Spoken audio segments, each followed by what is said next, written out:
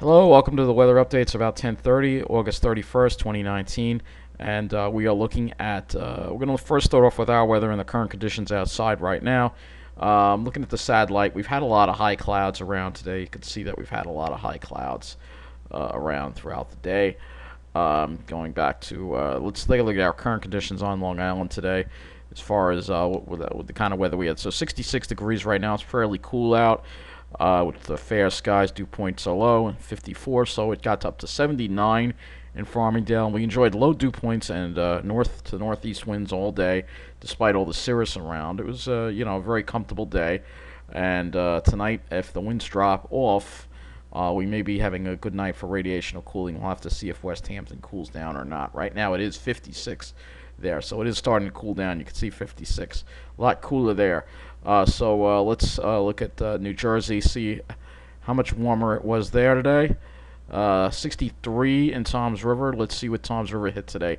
84. So yeah, definitely a good 5-6 degrees warmer than Long Island. Not a surprise. And dew points were higher too, near 60 degrees and rising as the evening goes on. And we're going to start seeing that as the evening goes on. But now let's go to Hurricane Dorian and take a look at the latest, what's going on with Dorian right now. So this is the latest observation right now as of 8 p.m. It is a category, still category 4 hurricane, 150-mile-an-hour winds. Its movement is west at 8 miles an hour. And hurricane warnings are in effect for the Bahamas, except for Andros Island. And tropical storm watches are now in effect for parts of the east coast of Florida. So we're going to look at some of these maps from the Hurricane Center as far as the wind speed probabilities. So we're going to look at this wind speed probability map. Tropical storm force winds. Good possibility of tropical storm force winds across the entire east coast of Florida into South Carolina. And let's look at there should be I guess they don't have a hurricane wind flow. Okay, so this is another map that they've provided here. This is the area where there's hurricane force. This is where there's tropical storm force winds here, and then hurricane force winds in the center. It's not a huge storm. We're gonna go to tropical tidbits now and look at it. So, well, let's first look at the latest statement, latest public advisory. All right. So as of 8 p.m. It is located at around 155 miles east of Grand Abaco Island and 335 miles east of West Palm Beach, Florida. Max sustained winds 150 miles an hour, west at 8 miles an hour, and the minimum central pressure has gone down now to 941 millibars, which means it's still strengthening. It's still strengthening, and that's the scary thing. So let's go to tropicaltidbits.com and take a look and see some information as far as the spaghetti models go, and we'll take a look at the latest spaghetti model run. All right, so this is, oops, that's not the right one. Let's look at this one. This is it. So this is the spaghetti model run, and you could see here almost all of them now track it offshore, but a few don't. So, but the majority of them seem to track it offshore and then out to sea. So it would brush the coast. It would not. The worst part of the storm wouldn't even hit the coast if this would have verified. They keep trending further north and further east due to the slower movement, which is good for people on land. Hopefully this monster stays out to sea where it belongs, because we don't really want to see a hurricane like this make landfall. Let's look at the satellite. Of course, we have to wait for that to load. So you can see the models are way off. The GFS has this at 970 millibars, which is ridiculous. I'm not going to really look at all the models. We're just going to take a look at locally our weather briefly as far as the rest of this weekend goes into next week. As far as our temperatures go, of course, though, the site might be slow, so I might not be able to pull all that information up for you. So we'll look at the GFS. Yeah, it's slow. So yeah, tomorrow we'll go to tomorrow because, like I said, it's very hard to access those. So tomorrow it has us getting to the mid-70s. Be a little cooler. There will be plenty of cloud cover. I can tell you that right now. Into Monday, you see still mid-70s, staying cool, but warming up in Jersey. That's Monday, Labor Day. Then Tuesday, we start seeing temperatures start heating up now.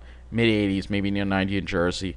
And then for Wednesday, You see Wednesday could be pretty hot, but look, there's a cold front coming through, and you can see temperatures could be in the upper 80s to around 90.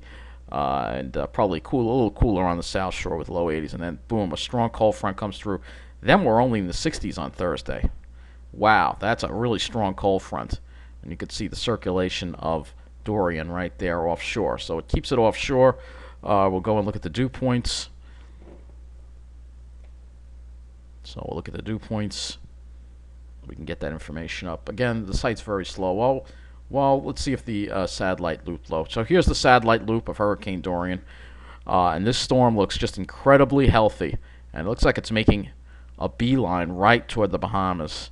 Now, it's still moving to the west. You could clearly see that movement. It hasn't really changed track yet. And the models seem to have it turning and going a little more like this, but so far that hasn't happened yet. So let's say this storm, you got to expect the unexpected with this thing. Just look at it. I mean, just look at the perfect form, the perfect symmetry on this storm is absolutely amazing. How well defined that eye is, and the circulation around it is just incredible. If we go and we look at the MODIS satellite, which I want to do now, we're going to look at the MODIS satellite and show you that. Let's look at. Okay, so here is Dorian right here on the MODIS satellite. You get a clear look on the visible satellite of Dorian right here. So you can see, I think that's the best image here, this one.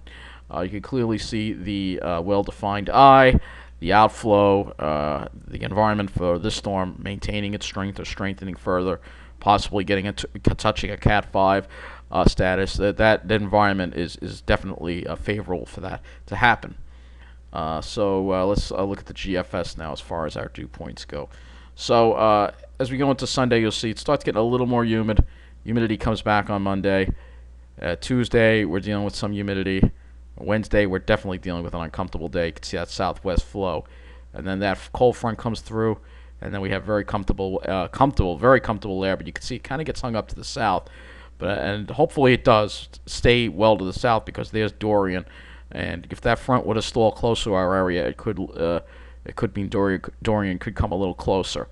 We'll now look at the sky cover. So you should actually be able to see on the sky simulation Dorian. There it is. So we'll have cirrus clouds around, probably from the outflow of that hurricane. So we'll have to keep an eye on it and see what happens. I'm going to go to the NAM, and we're going to look at our precip chances. For the next, let's just look at the 12Z NAM, 18Z NAM I meant, and then we're going to wrap this weather update up. So this is, we'll take it backwards. So this is Tuesday here. You can see the radar there. It looks like a good line of thunderstorms could pop up there. There's a chance of showers, but not a major chance of showers. You can see. Sorry about the spinning circle, but it's a slight chance of showers for your Labor Day, but not very much. As Sunday as well, not very much. So probably not looking at any chances of rain anytime soon. So that does conclude this weather update. I want to thank you for watching, and I'll keep my eye on Dorian. If the status changes and strengthens further, I'll try to update you on that. Have a good night.